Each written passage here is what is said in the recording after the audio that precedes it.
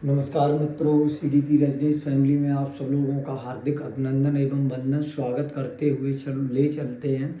आज जो हमारा टॉपिक रहेगा, जैसा कि आप थंबनेल में देख पा रहे हैं कि जो यूपी टेट 2026 के लिए जो अपना टॉपिक रहेगा सर, वो टॉपिक क्या रहेगा इस पे बात करते हैं। जो टॉपिक रहेगा सर वो सीडीपी रहेगा, और सीडीपी में चैप्टर वाइज। तो हमारा पहला चैप्टर चल रहा है शिक्षा मनोविज्ञान, जो कि हमने पढ़ाया भी है। शिक्षा मनोविज्ञान क्या है ना। उसमें से प्रैक्टिस सेट नंबर 2 चल रहा है, और जो प्रैक्टिस सेट नंबर 2 चल रहा है इसमें सर जो चैप्टर होगा, चैप्टर नंबर 2 जो दिया है यहाँ, चैप्टर नंबर हो जाएगा 1। क्या है सर, चैप्टर अभी हमारा 1 ही चल रहा है, और 1 चल रहा है जिसमें चल रहा है शिक्षा मनोविज्ञान। और जो टॉपिक चल रहा है वो चल रहा है शिक्षा मनोविज्ञान की पद्धतियाँ। क्या चल रहा है, शिक्षा मनोविज्ञान की पद्धतियाँ। जो शिक्षा मनोविज्ञान है उसमें कौन कौन सी पद्धतियाँ हैं, हमने आपको ऑलरेडी पद्धतियाँ पढ़ाई भी हैं। तो चलिए हम स्टार्ट करते हैं शिक्षा मनोविज्ञान की पद्धतियाँ।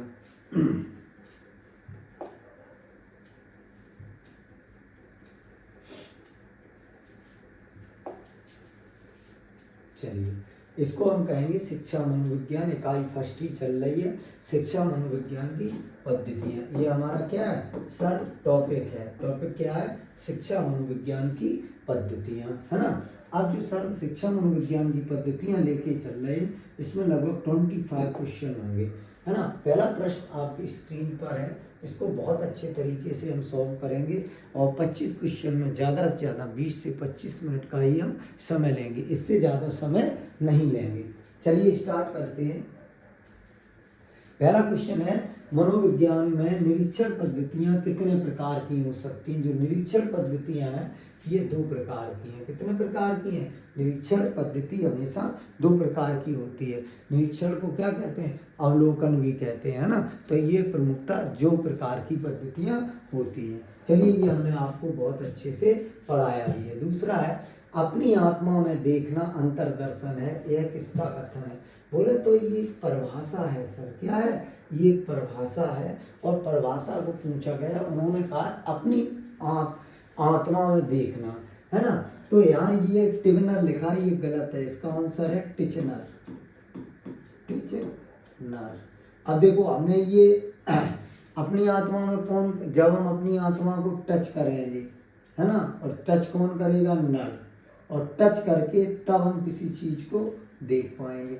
तो हमने एक आपको ट्रिक बताई थी, आप अगर नहीं है तो दोबारा से याद न कर लो।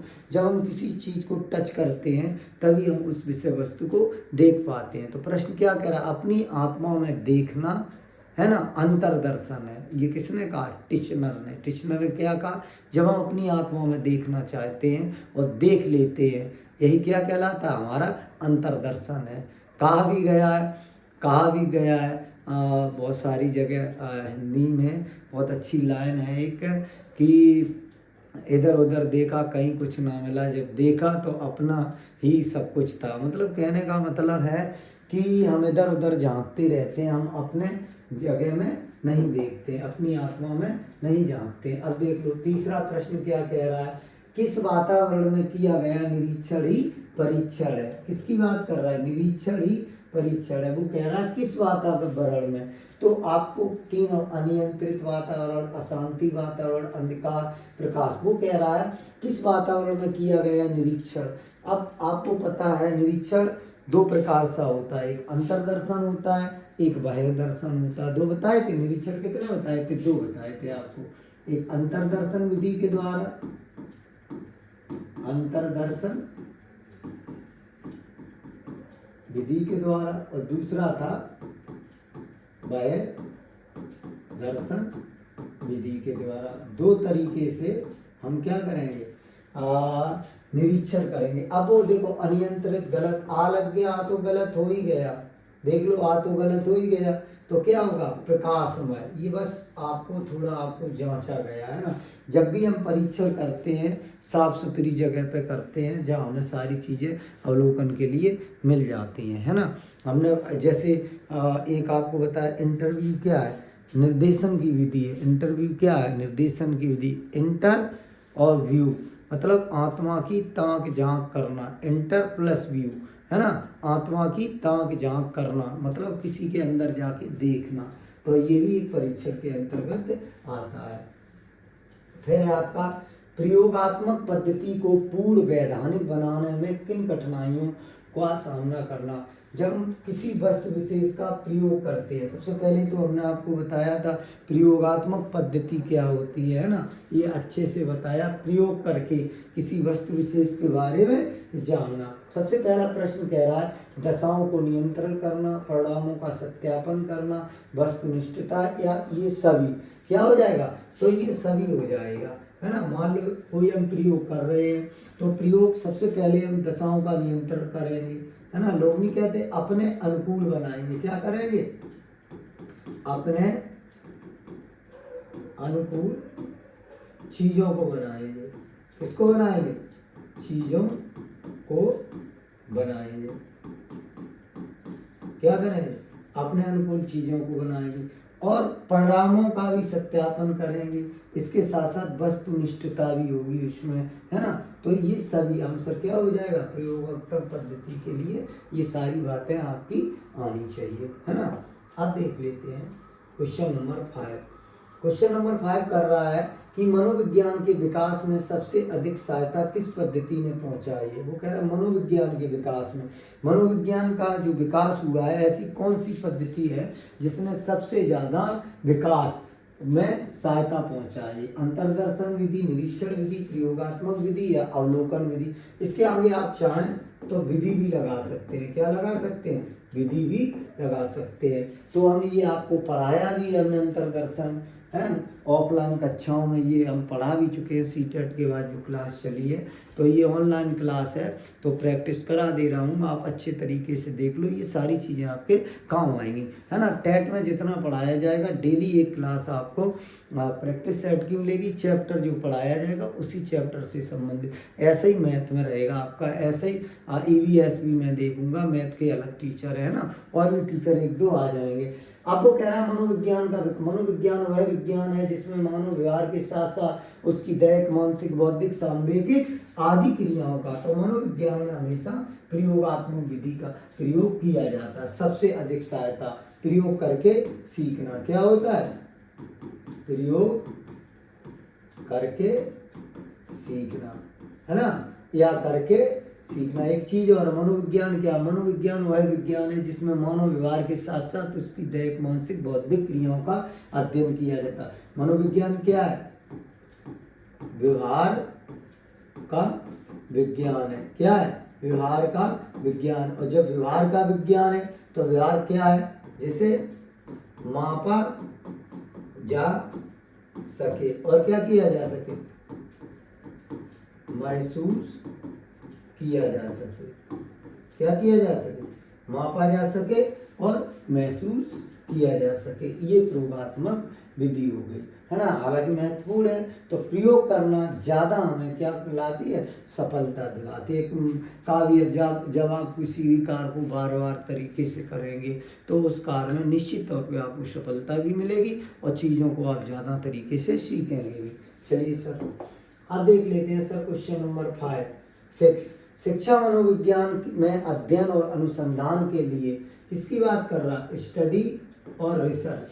किसकी बात कर रहा है, स्टडी की बात कर रहा है और रिसर्च की बात कर रहा है। किसकी बात कर रहा है, स्टडी और रिसर्च के लिए समान रूप से प्रयोग किया जाता है ना। तो आपको पता है आत्मनिष्ठ विधि और वस्तुनिष्ठ विधि में भी दोनों विधियों का प्रयोग किया जाता है। इसका भी करेंगे और इसका भी करेंगे। जब भी आप इस अध्ययन करें या रिसर्च करें तो आपको आत्मनिष्ठ और वस्तुनिष्ठ दोनों विधि का प्रयोग हम करेंगे, चाहे रिसर्च किया जाए या आपका कोई स्टडी की जाए। जब हम कोई स्टडी करते हैं, आप कलम ही लेने जाओ, पेन लेने जाओ, तो पेन भी कई तरीके के पेन देखते हैं, रिसर्च करते हैं कौन सा अच्छा चलेगा, कौन सा छोटा है, कौन सा बड़ा है, कौन सा स्मूथी चलता है ना, किसकी कॉस्ट क्या है, मेरे लेवल का है या नहीं है ना। तो बहुत सारी चीज़ें, तो वही चीज़ें सारी इसमें आ जाती हैं। चलिए सातवां देखते हैं हम। सातवां कह रहा है व्यक्तियों से भेंट करके समस्या संबंधी तथ्य एकत्रित करना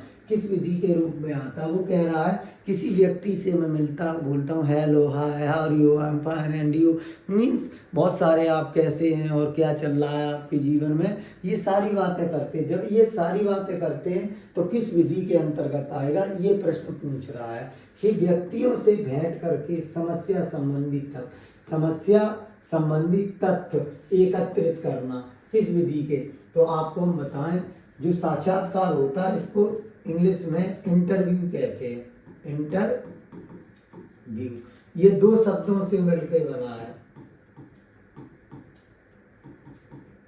इंटर प्लस व्यू। इंटरव्यूज होता आंतरिक और व्यू में होता है ताकना या झांकना, ताकना या झांकना। अर्थात हम कह सकते हैं व्यक्ति के अंदर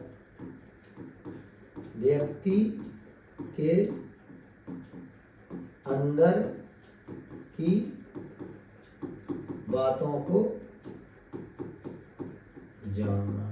जब हम व्यक्ति के अंदर, और ये दो तरीके से होता है, ये ध्यान रखना है, जो इंटरव्यू होता है वो दो तरीके का होता है, एक औपचारिक होता है, एक अनौपचारिक। कौन सा होता है?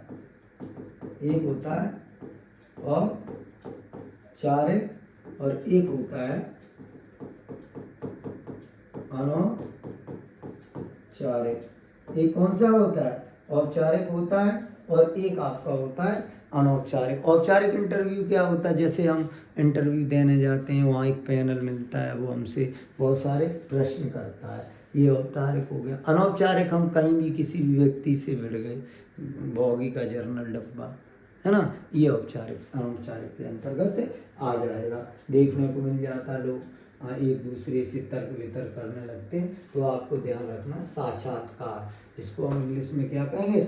इंटरव्यू विधि। क्या कहेंगे इसको? इंटरव्यू विधि कहेंगे। चलिए 8वां देखिए।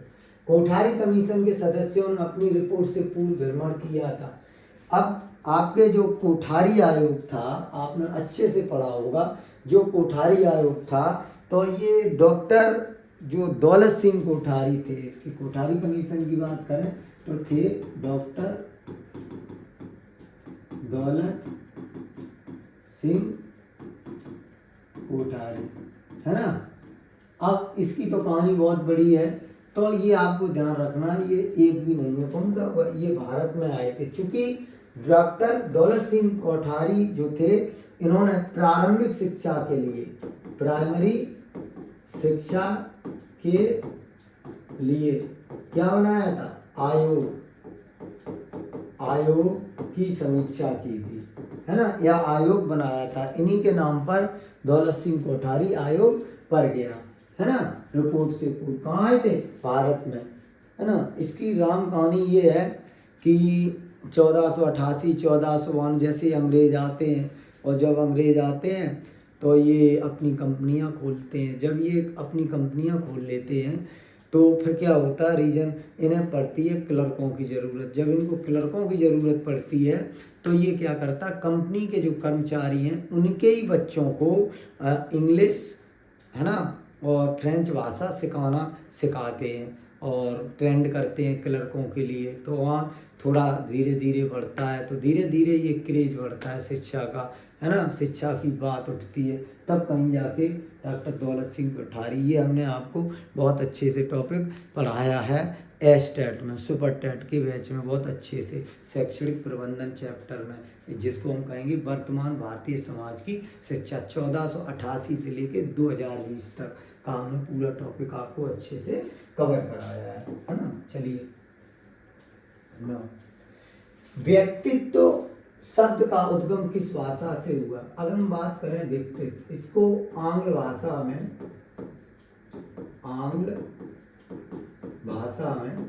पर्सनैलिटी कहेंगे, पर्सनैलिटी।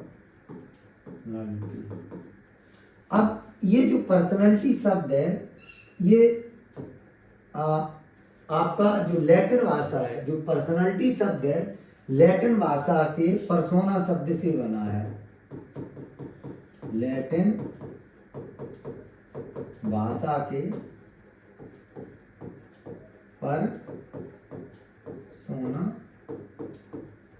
शब्द से बना है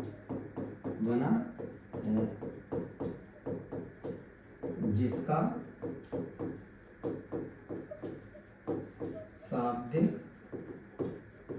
अर्थ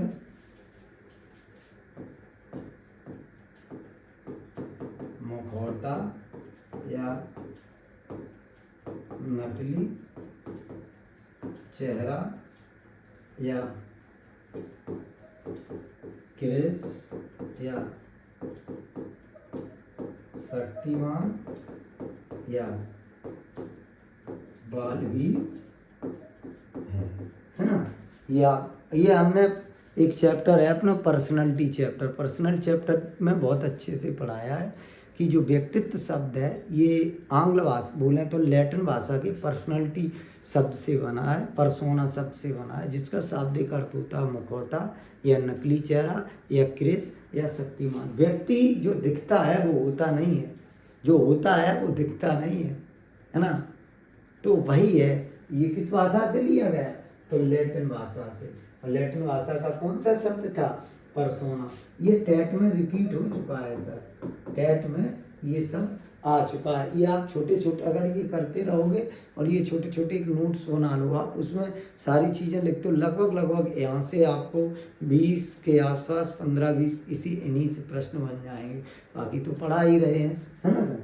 चलिए सर, अब सर देखते हैं क्वेश्चन नंबर 10। व्यक्तित्व व्यक्ति का संपूर्ण मानसिक संगठन है जो उसके विकास की किसी भी अवस्था में होता है। यह व्याख्या मतलब ये एक डेफिनेशन है सर। क्या है? एक ये डेफिनेशन है। अब वो ये कह रहा है ये डेफिनेशन किसने की है, किसने दी है? व्यक्तित्व विकास के संपूर्ण मानसिक संगठन, है ना। इसको हमने एक ट्रिक बताई थी, बारेन, है ना, बारे। हमने बारे नियारे क्या बताई थी? बारे नियारे, यही तो ट्रिक बताई थी। हमने कहा जो व्यक्ति संगठन में रहता है उसके बारे नियारे रहते हैं। ट्रिक क्या बताई थी? ट्रिक कुछ ऐसे याद कराया था हमने, जो व्यक्ति संगठन में रहता है उसके बारे नियारे रहते हैं। तो हमने कहा था बारे से बारे ने याद रखना, यही तो बताया था, ठीक। और संगठन की बात इसमें की है।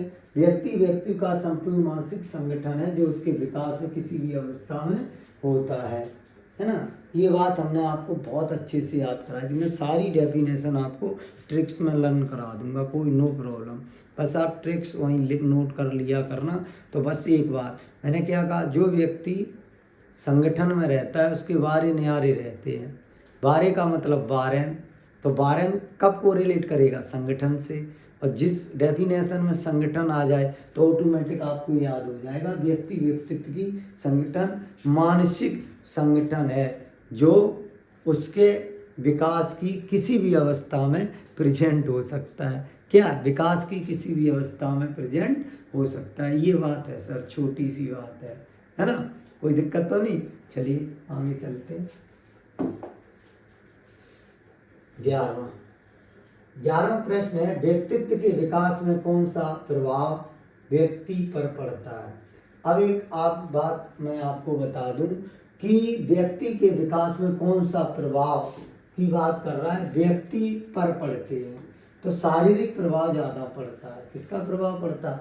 शरीर का। कहा गया पहला सुख है कोमल काया, और दूसरा सुख है घर में माया, और तीसरा सुख है सुत आज्ञाकारी।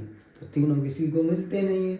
तो व्यक्तित्व के विकास में सबसे जो प्रभावशाली होता है वो शरीर होता है व्यक्ति का। जितना सुंदर अच्छा शरीर होगा उतनी वो अपनी अच्छी छाप छोड़ेगा। चलिए सर 12वां प्रश्न कह रहा है, बहुत अच्छे से देखें, पूर्व निर्धारित दशाओं में मानव व्यवहार का अध्ययन करना संबंधित नहीं है। क्या कह रहा है जरा इसको समझो। पूर्व निर्धारित दशाओं में पहले से निर्धारित दशाओं में मानव के व्यवहार का अध्ययन हम नहीं कर सकते। सबसे पहले प्रश्न ये उठता है, व्यवहार क्या है? यही तो पढ़ा रहे उस दिन से, व्यवहार क्या है? तो आंसर क्या बताया था हमने? मापने एवं महसूस करने योग्य प्रक्रिया। व्यवहार क्या? जिसे मापा जा सके और महसूस किया जा सके, यही तो है। मापा जा सके और महसूस किया जा सके, तो आपको आंसर मिल गया होगा। तो क्या कह रहा मानव?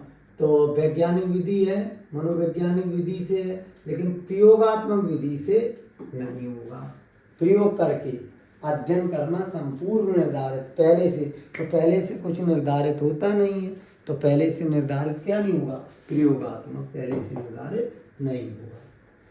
देख लो, आप लोग कहते हो टेट के क्वेश्चन, जब टेट के क्वेश्चन करोगे मजा आ जाएगा। इधर 2012 से टेट ही पढ़ा रहे सर, पूरा समय टेट ही को दिया, TET, C TET, super TET, है ना।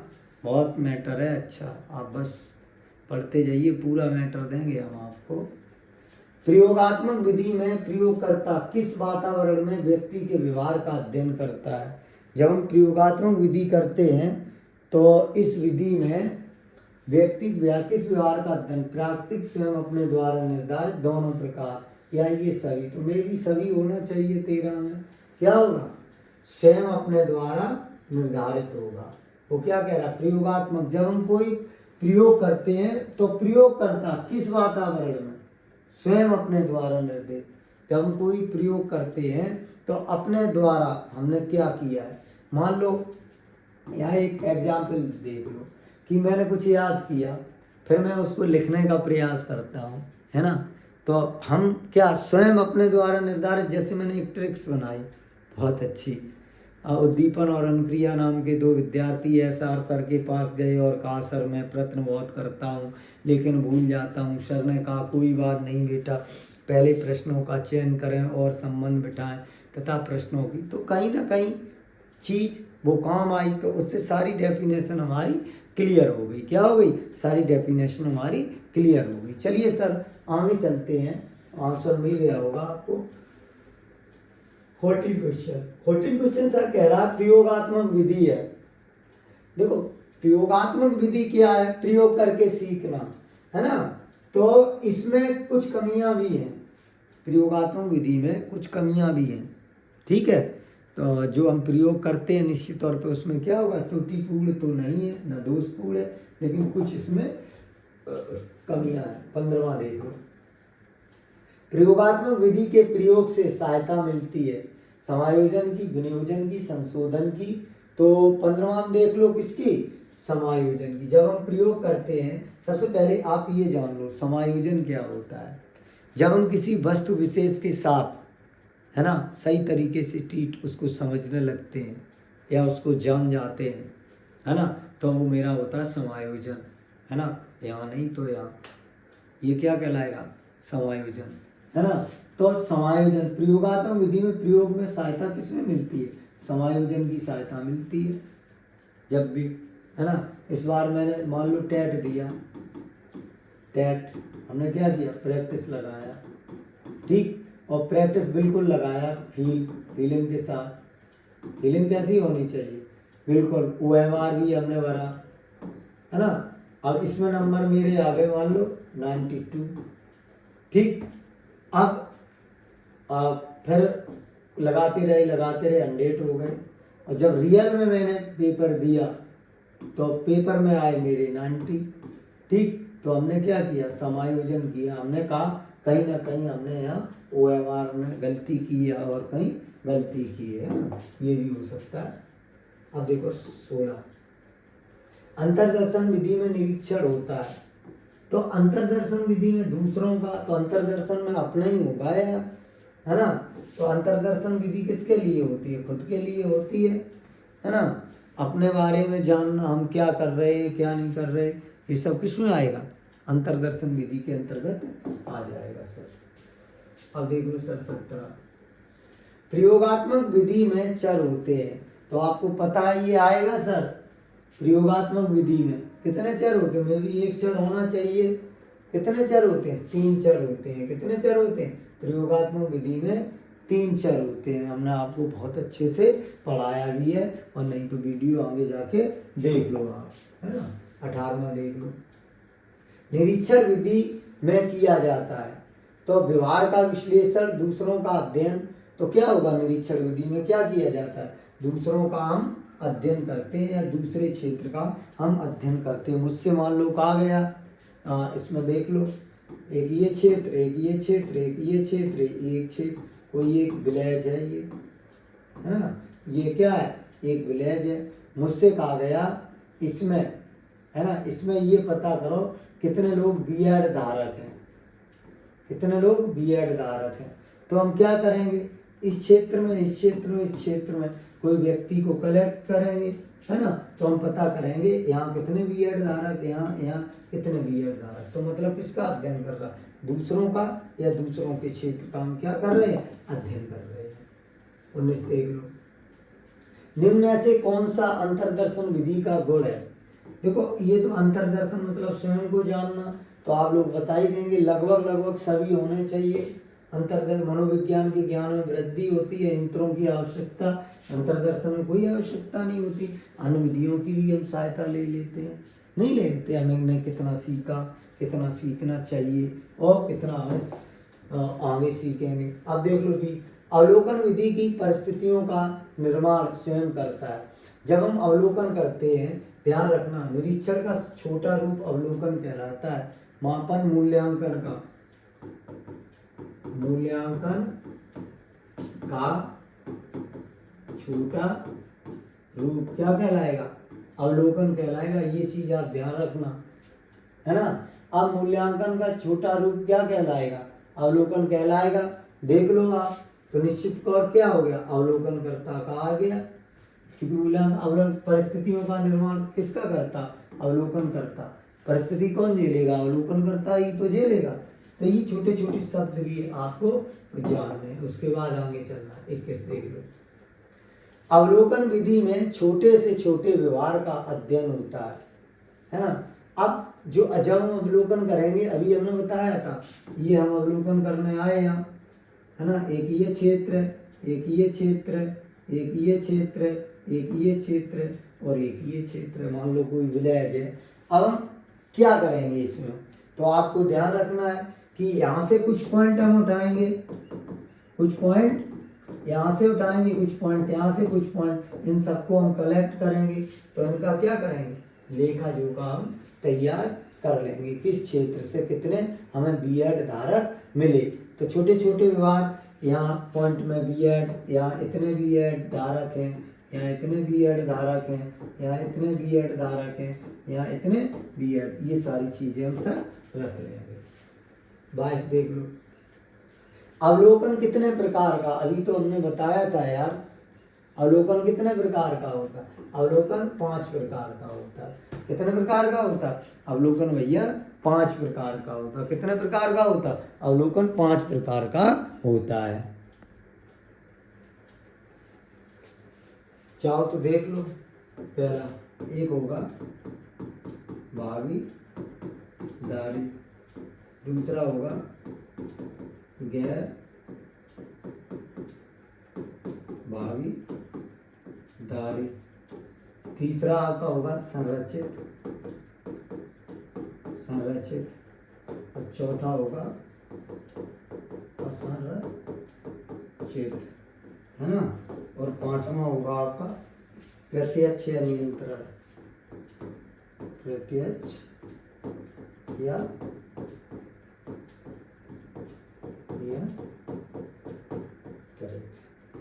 ये देख लो। इस प्रकार, है ना, अवलोकन कितने प्रकार का होता है, तो अवलोकन आपका 5 प्रकार का हो गया।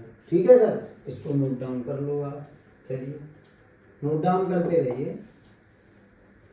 छोटे बच्चों के व्यवहार को समझने के लिए सर्वाधिक उपयोग है, तो छोटे बच्चों का हम अवलोकन कर सकते हैं। क्या करेंगे, हम छोटे बच्चों का अवलोकन कर लेंगे। अभी हमने बताया था अवलोकन कितने प्रकार का होगा, प्रत्यक्ष, या प्रत्यक्ष, या बच्चे जहाँ पर खेल रहे हैं, है ना, तो मान लो ये क्षेत्र है ना, और यहाँ कोई बच्चा इस बॉल से खेल रहा है, तो हम भी यहाँ आ गए अपना बैट लेके, हम भी खेलने लगे।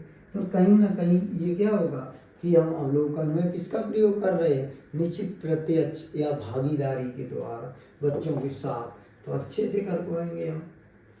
24 देख लो, निम्नलिखित में से कौन सा अवलोकन का प्रकार नहीं है, तो अभी यार हमने अवलोकन आपको मैं बता दिया था, 24 का बताया था।